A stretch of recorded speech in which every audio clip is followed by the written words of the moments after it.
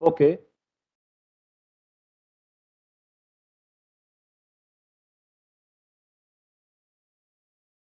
So in the class before the exam, actually we talked about BCH code. Actually, we ended there. So today I'm going to do two things. First, I'm going to describe another paper which was written by George Church in collaboration with many other people, especially Balwar. This paper came in 2016, and in this paper, they looked at how to correct different kind of errors. You observe the approach actually. That is important. And of course, there is a lot of place for improvements which you can see in this work. And so obviously there are certain disadvantages of this scheme, but still I will discuss how human brain is thinking actually, to look at the problem. Second thing that I would like to look at is some of our work that we have published in, I think, 2021 or something, though we have done that work in maybe 2020 or something. So I'll talk about that also. I'm going to cover two important things. But of course, I'm not covering the entire paper, but at least I'll give you the basic idea and how things are working actually. And obviously you can look at some reading. So I have posted some reading material in the lecture folder. I think you might have seen, right, for different sections. Uh, Actually, now one more thing about the projects, I would say that uh, we are going to make a list of things that are possible. Uh, Apart from the literature, obviously now every week I see a couple of papers coming in this area, so it is really picking up. On the other hand, uh, there are a lot of patents also. So when we started something around 2012, 2013, there were 3, 4 papers in this area. So now there are a couple of patents also coming up. So I would suggest you should also look at, maybe we'll try to provide a list, or you can also search what kind of patents. So, that is also another possibility. So you look at a patent and see what are the things, and can you modify a little bit here and there, to give some improvements of some kind. So that is very, very important. Okay. So let me.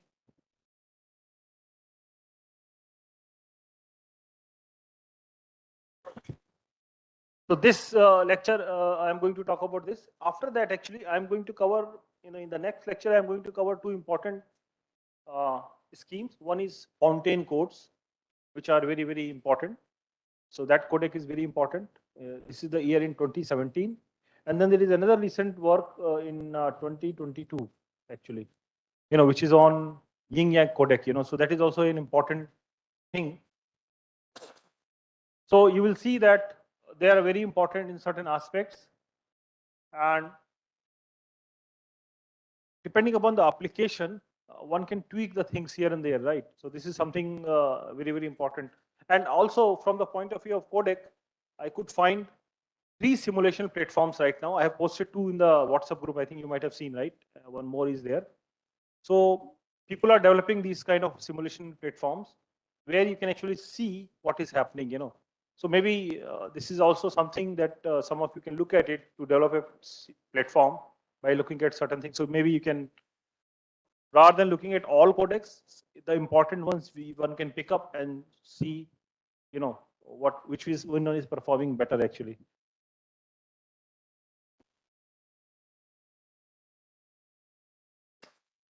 So So we already covered. So we are looking at codec, this encoding decoding business, and then we'll come to other things also later on. So I'm still looking at this paper by Blawat and other people. This is the George Church group in 2016. You can see that they have stored 22 MB of data, and information density is not very good. It's about 0.92. But why I picked up this paper, because this was the kind of attempt where different kind of uh, errors were handled in this paper. So you see that approach, that is very, very important. And as I mentioned, this paper in 2017 is the one which is an important one, which we are going to discuss, and then a couple of other ones after that.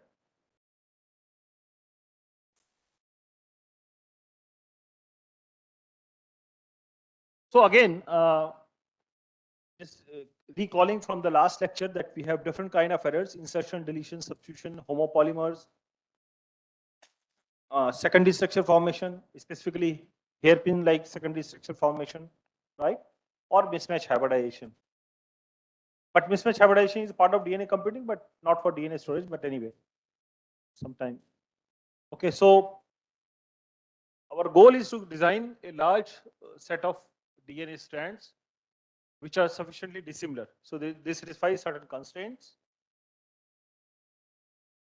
And so this is an example of a DNA code, bunch of DNA strings. So you can think of its data is stored into these strings, and then you can actually, arrange them either in the form of an array or some sort of other physical constraints, or also in a test tube. So now basically, different kind of constraints that are possible.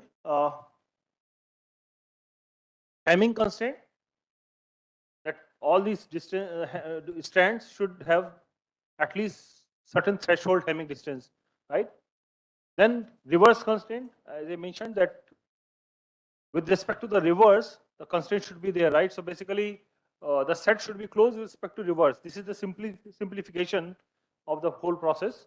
So we are looking for all the strings such that if you take a string X, its reverse is also there, and the distance is at least certain threshold between all pairs. Then we have reverse complement constraint. Reverse complement constraint, you take a string X, you reverse it and take a complement that is also in the set, right? And then you are looking at the thing that all these strings should have some sufficient threshold of the Hamming distance. Then we have construction of a string with conflict-free DNA strings. I think I talked about it. I will again pick up it today because I'm going to look at one construction here. And then strings which are having all these constraints together. So we call them DNA code with multiple constraints of properties. All these conditions are there, right? Then how to construct these kind of codes?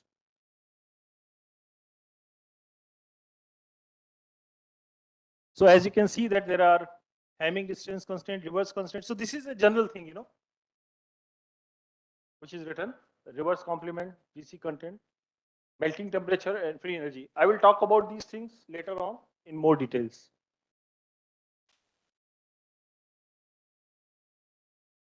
This is the reversible code, okay? Close with respect to reverse and certain Hamming distance. Complement code, reversible complement code, right? We talked about these things last time. Fixed GC content. This is very, very important. The number of occurrence of C or G is fixed among all the DNA strings. Okay. Normally we take it 50% of the length. If length is n, ideal is n by 2 or more, maybe 60%. So 50 to 60% is pretty good actually. So whenever we want to store DNA data into DNA, we want all these things to have fixed GC content. Okay. No run length. So there should not be repetition of consecutive symbols of ACGT, any of the strings. So this is also there.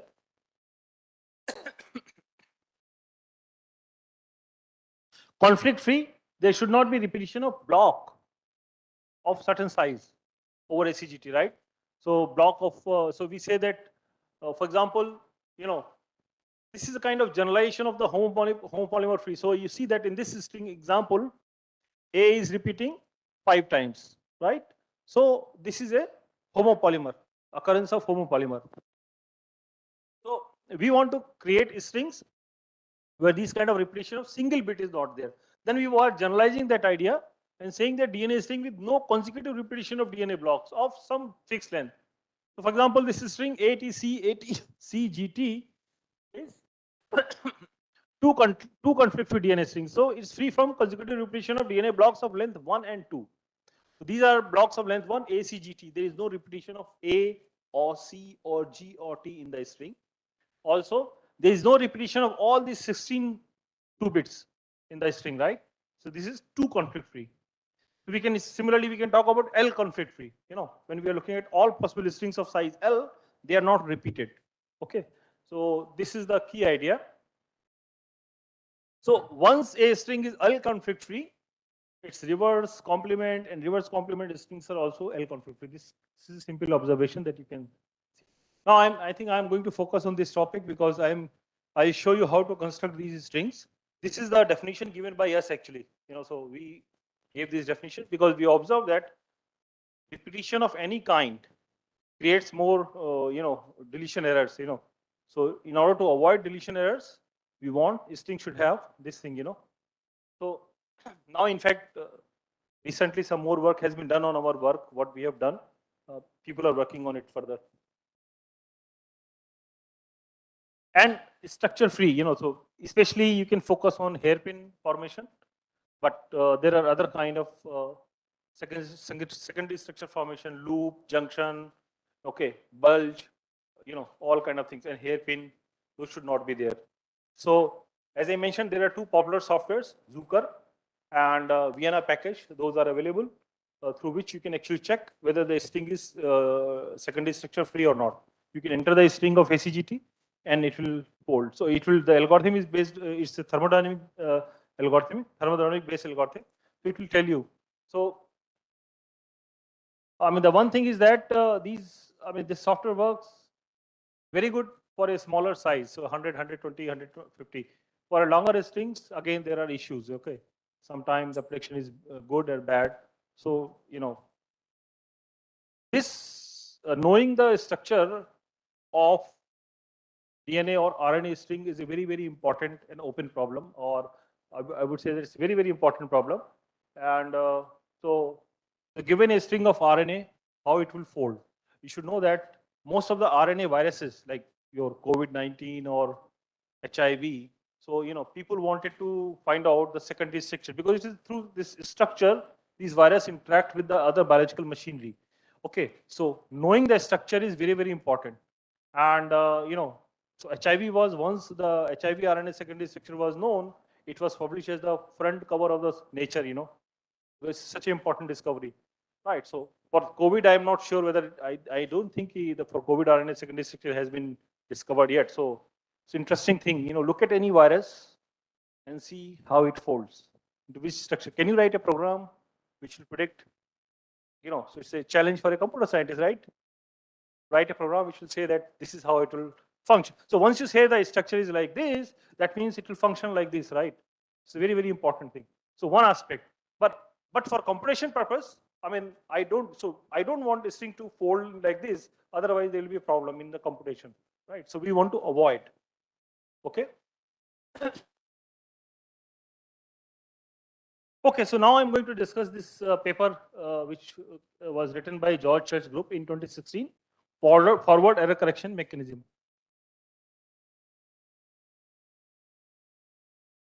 So this is the paper.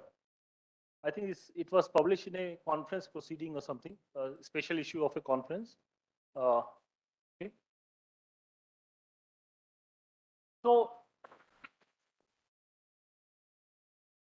here actually, author has looked at, they are saying that our encoding or decoding. So encoding they are calling as a modulation, and decoding they are calling as a demodulation. Normally this is motivated by the communication things. So now they say that these four kind of modulation things we want to keep in mind. First, error propagations. A single swap error should alter bits after demodeling as little as possible. This condition they are imposing, right? Okay. So for this they are using a BCH code. I'll talk about it where they are using the BCH code.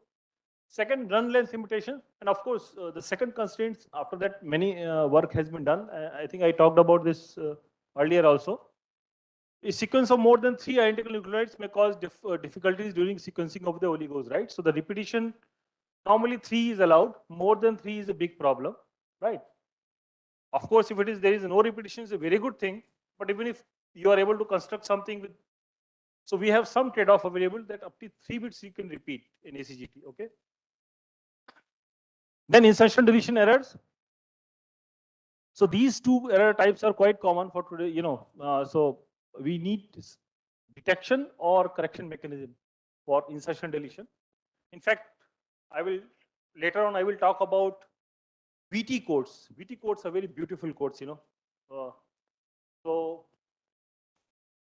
in normal coding theory that we saw, right? So you see that you draw a sphere. So if you take a, timing distance is d. Suppose t is equal to d minus 1 by 2. You draw a spheres of t minus 1 by 2. All these spheres and the chords are disjoint. This is the property of the coding theory, right? But if you take this distance to be edit distance, which is minimum number of insertion, substitution, or deletion, these spheres may overlap. Okay, so how do you do the error correction? This is something beautiful thing, and it turns out that these VT codes are beautiful codes actually, which was, I'll talk about it. A lot of work has been done on this VT codes, and still, uh, plenty of things can be done. Something beautiful means you can always shape it and use it somewhere, These are pretty interesting thing actually. So they are used basically for deletion error correcting. So people are trying to construct perfect deletion error correcting codes and so on. So VT codes are very important. We'll talk about it more. Now all these last condition is self-reverse complementariness means so self-reverse complementary sections within a DNA molecule will cause problems, So we want to avoid that, right? So these four things are there.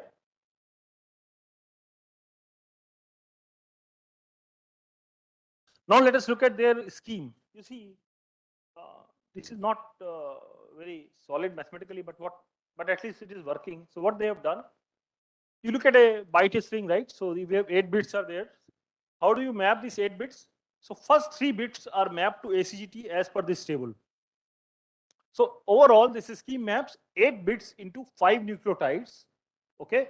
So first 2, 2, 2. So pair of 2 bits, you will go to either ACGT. So for example, 0, 0 will go to what? A. 0, 1 will go to C. And 1, 0 will go to G. So first 3 bits are fixed. Right. Now, last 2 bits, so it could be 0, 0, 0, 1, 1, 0, 1, 1, depending on you can choose the option. Option 1 is this, option 2 is this. So for example, in case of 1, 1, 1, 1, we can choose either AT or we can choose CA or we can choose GC or we can choose TG. These options are created. Okay. Now you see, so when you do this combination, we want to put these two constraints here in order to, limit the maximum run length of the identical nucleotides of 3 or any possible combinations. The thing is, first 3 nucleotides shall not be the same. That is a condition we want to put. Second, the last 2 nucleotides should not be the same, right? The last 2 nucleotides bits should not be the same, and first 3 should not be the same, because otherwise there will be repetition, right? So when you do this, so when you are forming the encoded DNA strings, so certain strings will be valid, certain strings will be not valid, right? Because those who do not satisfy the constraints. So actually, for example, if you look at in this example here, these 3 strings are valid strings, okay? Whereas the last string ACTGG is not a valid. Just some example, So because GGG is repeated twice here, right? So certain will be valid, certain will be invalid after this mapping, right? So, but they have observed that at least 2 valid DNA symbols can be found for every data byte. Every data byte, at least 2 valid DNA symbols can be found, right? And so, for 208 out of the possible 256 bytes exist there 3 valid mappings. So there are some observations there, right? It's all basically kind of enumeration of all possibilities. You try to build this map, collect everything, and try to build the whole thing, right? So and then they form 2 kind of clusters here.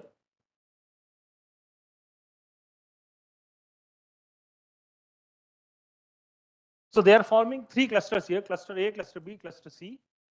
Okay, because each byte will go into 2 possibilities of DNA strings, right? And so on, right? So they form a cluster. Now here, your first T time problem, this cluster formation, you are able to correct insertion, deletion, error. So basically you detect it and then you correct it. It's kind of detection. Insertion or deletion detection is happening here. So I want you to pay attention on this mechanism. That's why I'm asking you to look at it. I'm not describing it in details. I'm just saying that now this is a T problem. This cluster formation is useful for insertion deletion detection. Okay, so insertion deletion detection is happening because of forming of these clusters. So maybe, I think if you are a good programmer, you know the map, you can write a program which will generate all these strings, you can see what is happening, right? That's what they have done. It's all enumeration. Okay, there's no mathematical formula, right? You just do this, put the conditions and then form the strings. Okay, so this is something I leave it to you. Now, so in this forward error correction scheme, there are three kind of problems which are addressed. So addresses of the oligos are protected individually. So basically, as you know that, whenever we convert any byte string into the DNA string, so there has to be architecture, right? So address of the block and so on and so forth, right? Those kind of things are there. So these addresses, if there is an error in addresses, you should be able to correct them. For that, they are using BCH code. While, that is one thing. So data of consecutive oligos blocks are protected together. This is second condition. And to each oligo, an error detecting code is attached. These three. So there is basically involving three kind of error correcting schemes into the single scheme, just to maximize the error, the kind of errors that you can handle. So three different types of error correction. A BCH code is used to the address portion, and actually they have used 63399 BCH code. So I think again a T problem, how to construct this BCH code. So you know what GX should be used. I think by now you are expert because you have given the exam, right? So how to construct this BCH code, right? Then they also appended to each strand a 16-bit cyclic redundancy check. CRC is normally, I think you are familiar with CRC now as a term at least. So the cyclic codes, basically people will call it a cyclic redundancy check, CRC check. CRC checksum. So whenever you are downloading any file from the internet, the CRC checksum should be some number, right? So when you do this and you download it, and if there is a mismatch with the CRC check, means somebody has modified the stuff, right? So you want to make sure that, so CRC check is usually used to detect any kind of modification, right? So a CRC check is introduced here, 16-bit cyclic redundancy check. So there is a table. Normally what happens, I think I have not shown you probably, but Professor Arun Gulwar's slides are there in the lecture folder, where a couple of CRC checks tables are given. What CRC 32, CRC different kind of size, corresponding polynomials, everything is given there, right? So, here they have used 16-bit, okay, CRC check. And the final level of error correction is a Reed-Solomon code that is applied over an entire data block. Okay, so they have used, so obviously Reed-Solomon code over the field 2⁸, 256 elements, right? They've used the following Reed-Solomon code: 255, 223, and 33 is the distance. Okay, so these three. So it's very lengthy scheme, right? Combining all kind of error correction procedures and so on and so forth. And they have done the experiment based on this, which was successful. They are able to encode 22 megabyte of data into, and information density turns out to be 0.92, as you saw that, right? Which is less. It's not very high, but okay. So here is the whole architecture, So there is a mechanism for detection of the defective oligos. Addresses are protected using the BCH code, and for whole things are also protected using the Reed-Solomon code. So all three combined, so this is the whole mechanism for error correction. But there are problems. This scheme has, one of the disadvantages, of course, information density is one challenge, right? We know that information density should be close to 2. Without error correction, information density is 2, right? 2 bits per nucleotide. With error correction, it goes down. But we want to construct a codec which has information density close to 2, 1.9, 1.98, or something like that. It will be very good, right? So that is, we need to keep in mind. So now in this one, so one disadvantage of this mapping is that there are different kind of nucleotide sequences that can be produced, which we don't want. Sequences of 3 repeated nucleotides in a row, as well as longer section of repeated nucleotide sequences, can still occur. This was the observation when people have tried this scheme, right? So even if they are doing all this kind of business, able to correct certain things, but these kind of things are observed. Okay, so this is a problem, in actually implementing it in the real life. So anyway, but this is a paper published, right? So it was done in 2016. So somebody thought about how to handle these errors, right? But you see, in the scheme, there is no mathematics used, right? I mean, it's just, obviously error correcting codes are used to protect different blocks. But what I'm saying that beautiful mathematical things are, you should do something beautiful, right? So let me show you now some of the other things that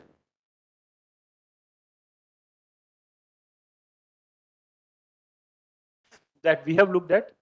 Uh,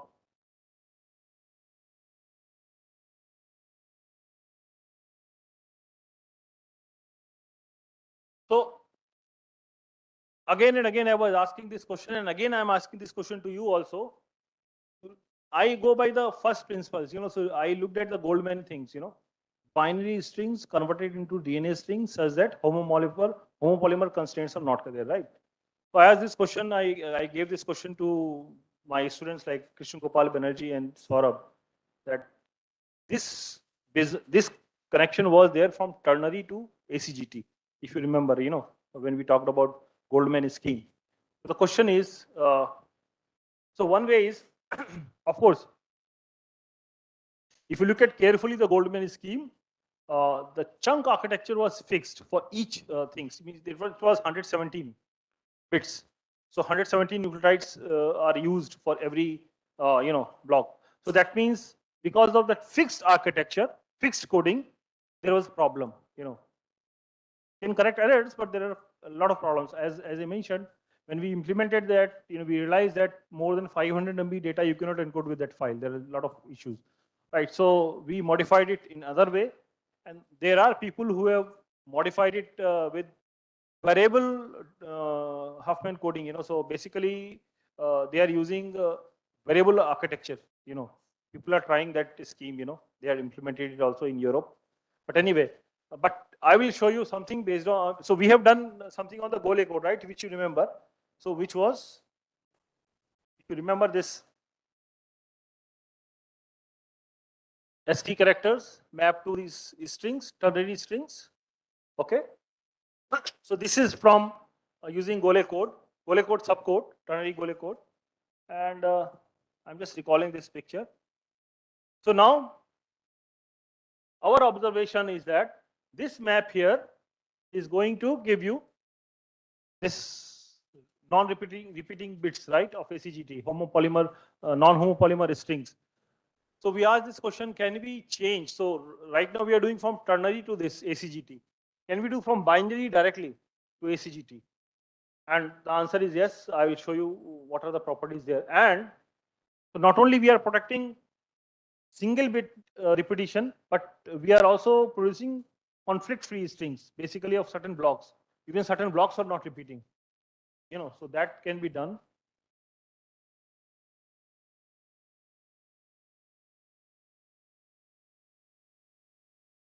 So as I mentioned, I think you might have done this problem in the exam, right? How many of you are able to do it? All of you. You except few. Okay. Yeah, this is very common. That's why I gave, how do you create. This is creative thinking actually anyway. Now let us look at this. I have taken a small example to illustrate the encoding. Now we have a binary string. From binary string, I want to convert it to the DNA string, ACGT, which are conflict free. So how do we do that? So we start with two seed strings, x comma y.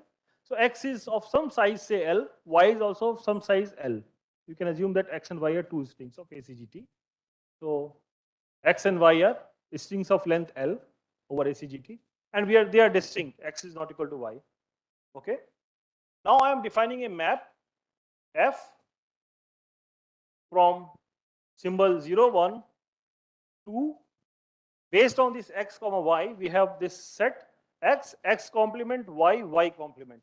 okay, on this set, which is giving us a map further into x, x complement, y complement, right?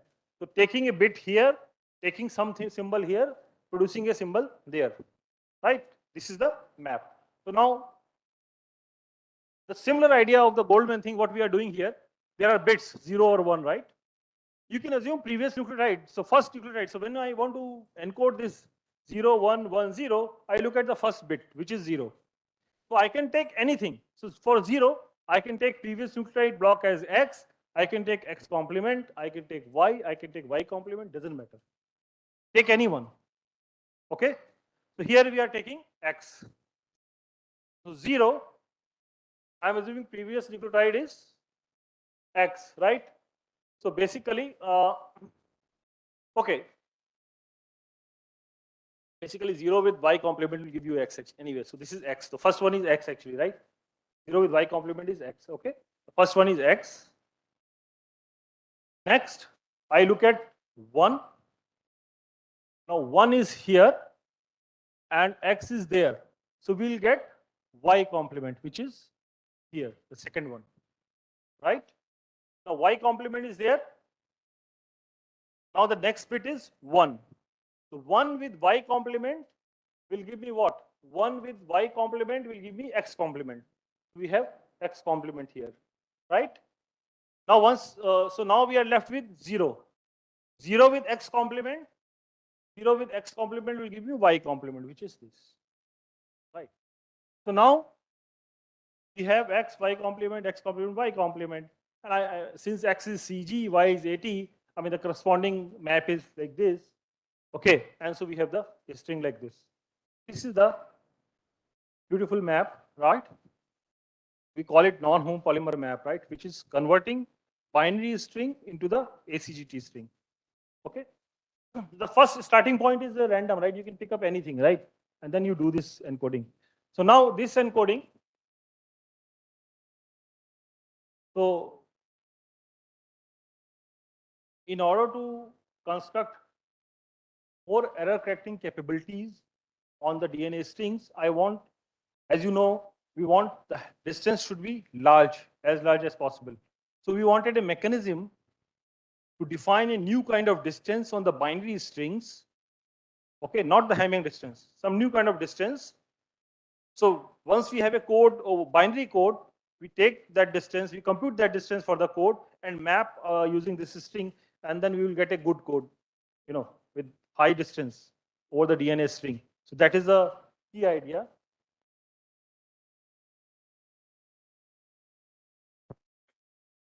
So if you look at the string 011, corresponding ACGT string is this, and another one is 0000. This is encoded as this. Now you see that these two, the Hamming distance between these two strings is 2. They differ at 2 places. These two strings, right? Whereas the corresponding ACGT block, if you see, they're differing at 3 blocks, which is 6 places, right? So our Hamming distance is not working in terms of giving good distance. So what we want, define new distance on the binary strings, which will take care of. So which is an isometric kind of thing. So basically, it preserves the distance. New distance on the binary string gives us a Hamming distance on the ACGT strings. Okay. So if you see that this distance is 2, this distance is 6. So we want to find a distance. We call it non-homopolymer distance between 2 binary strings. So what is the best way of defining this? Whatever distance is coming. So you just map everything to the DNA strings. Whatever distance is coming, take that as a new distance here. Right? The easiest solution, right? So here you see it is 2 to 4 to 6. So we call it as 6 between these two strings. The Hamming distances. So I mean the non-homopolymer distance is 6. Okay. So now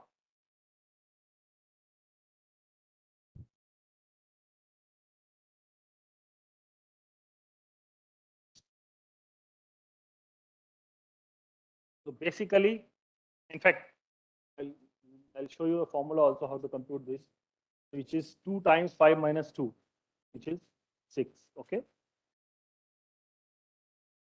So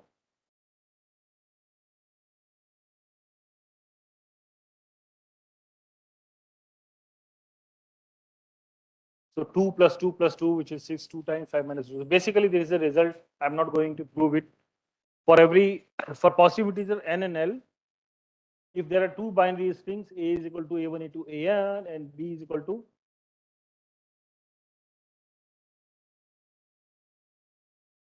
differ at only one place, which is AI.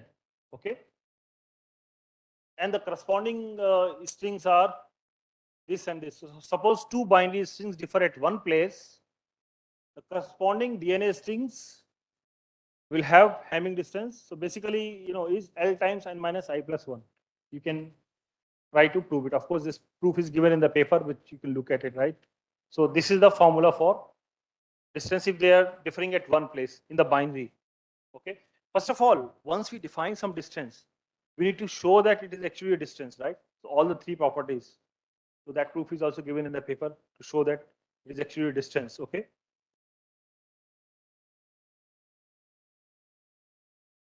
So we have a couple of more results here. So if it is differing at two places, then it is L times J minus I. Okay. So the formula is like this. Okay. So again, you can compute it. In fact, I can show you the final version here. This is the bit. So again, T time problem. Show that this formula defined on the binary string is actually a distance. You have to show that first property, this is non-negative, and 0 if and only if A is equal to B. Number 2, distance between A comma B is same thing as B comma A. And number 3, the triangle inequality. Okay. This is all done here, right? So hope you will be able to verify it, right? So this is something. So once we have this distance business, this formula, actually, now what we do, we need to we wanted an isometry kind of thing.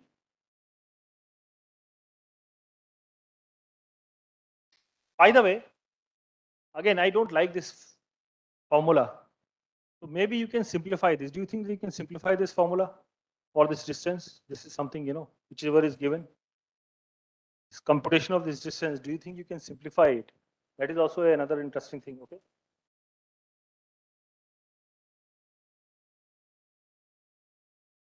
Now there is an isometry. What you do, take a binary string, map it into this kind of, so we are looking at alphabet is having only 4 things: x, x complement, y complement.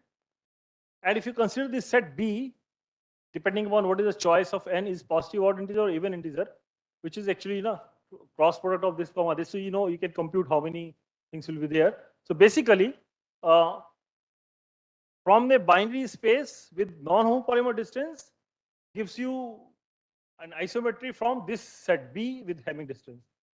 So this is something a useful trick. That means if there is a good code, binary code, I can get a good conflict-free code. Of course, I have not talked about all the properties to show that the conflict-free property will remain hold and so on and so forth, but I gave you the definition. So for example, if this is the code, corresponding strings are like this. So if there is a binary code here, length n, total number of code words capital M, and non-homopolymer distance D and HO, it will give us is a DNA code of length n into L. L is, remember, the size of x comma y. Those two strings, seed string size is L. That is kind of decomposing it actually, right? Every bit is decomposed into L bits of ACGT. And then size, total number of code words remains capital M, and the Hamming distance is EH. So it's a bit, good thing to see. So now, for example, if you take Hamming code here, this code is also your familiar, right? One question in the exam. This code was there, right? PRT check matrix, you have to find C. It was this code. So you can check your answer is here, right?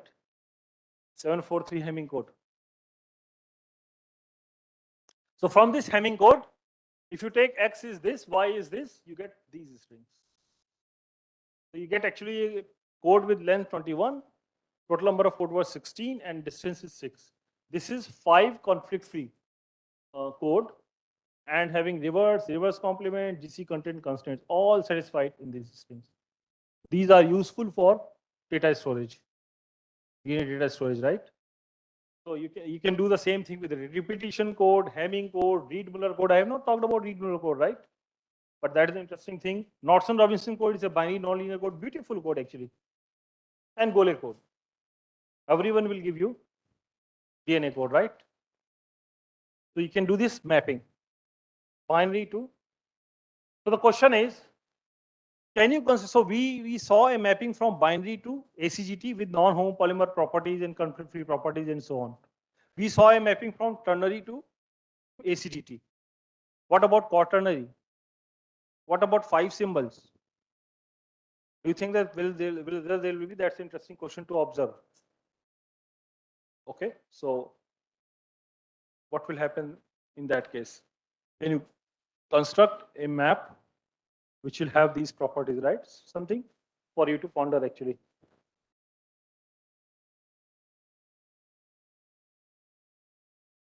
So more details you can find in this paper. So appeared in 2021. Okay. If you want to read the paper, so again, this is also a reading material for you to look at it. This paper was written in bit hash, you know, in quite, you know, tedious way. I think it can be simplified much more better. So look at it and maybe, you know, discuss it and see if you can simplify it. You know, for example, that distance formula, I think can be simplified in much better way. That's what I feel, you know. So this was discovered by Krishgopal Banerjee, right? He was one of my students who actually discovered this formula, you know, when I asked this problem. Okay, so there are different interesting problems. So binary is done, ternary is done. What about quaternary? If you can map quaternary to quaternary, so quaternary symbol, and then you can get this kind of thing. It's interesting to look at it, right? So I think one of my students like Saurabh is saying that I think for quaternary in other cases, this kind of technique will not be possible, but maybe to think a new approach to construct. So I think that's all open again. Whether you can construct a map which will give you all these properties, right, for the DNA storage. So I think okay.